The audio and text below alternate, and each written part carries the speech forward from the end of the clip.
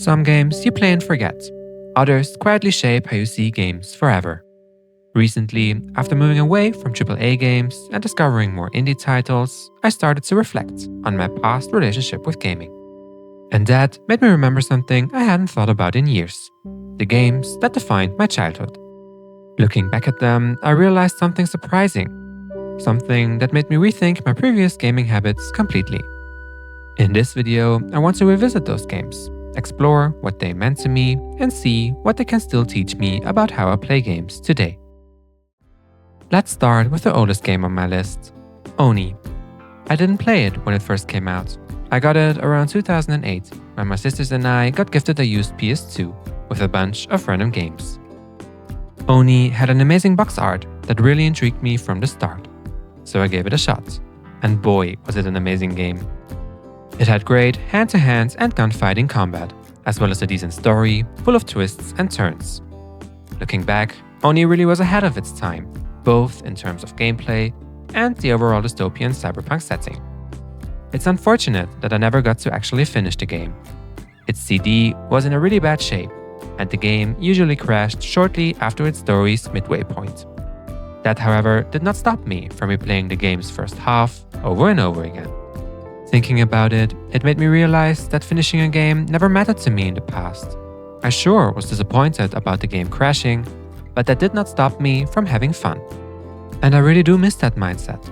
I try to apply it whenever a game isn't worth finishing to me anymore. Completion doesn't matter, only fun and entertainment do. If a game doesn't deliver, I just let it go. Refund it even, if possible. I won't waste my time anymore. Speaking about not wasting time, I now want to focus on my second childhood game that really shaped me, Pokémon Mystery Dungeon. These Pokémon RPGs were my true obsession. I played every game in this series a ton. By the end, I had a combined playtime of around 400 to 500 hours on my Nintendo DS. The game I obsessed most about was Explorers of Time. Its story wasn't anything like I had experienced up until this point. It told a story about loss, friendship, betrayal, and hope. It was a true masterpiece of a game. So much so that I replayed it multiple times. Never bored, always invested. And it wasn't like the game offered a lot of replayability. The story was long, linear, and already predetermined. Yet, it still pulled me back every time.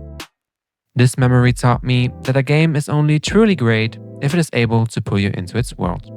Those are the games I look for today. Story-focused, immersive, and emotional. The kind of games that pull me in so completely that finishing them stops feeling like obligation and more like pleasure. But not every childhood game shaped me in a positive way. Some taught me what happens when a game or series loses its passion and soul. And yes, I'm looking at you, Sims franchise. I had my first experience with the franchise around the same time I was first playing Oni. I adored playing The Sims 2 on my PlayStation. It was such a charming and creative game. As I got older, I moved on to The Sims 3, and that's where my true obsession really began. I got gifted one expansion pack after the other, created a ton of households, and played through endless stories of my own making. It was a special time that I still look back on fondly. My experience with The Sims 3 made playing The Sims 4 all the more painful. As time went on, the game and subsequently the franchise became just a hollow version of what it once was. No real innovation, a ton of microtransactions, missing features, and buggy gameplay became the norm. And it wasn't like The Sims 1, 2, and 3 didn't have those problems.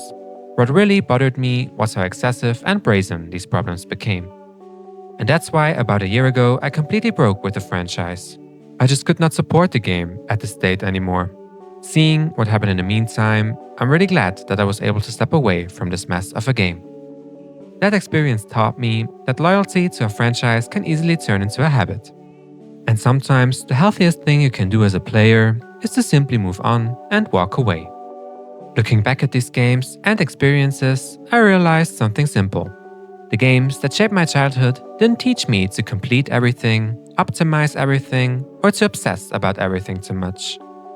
They actually taught me to simply enjoy gaming, its different mechanics and immersive stories.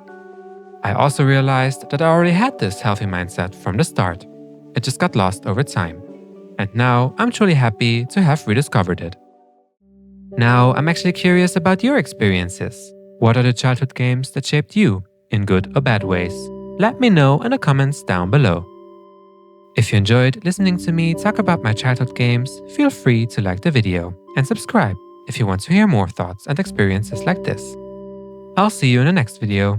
Take care.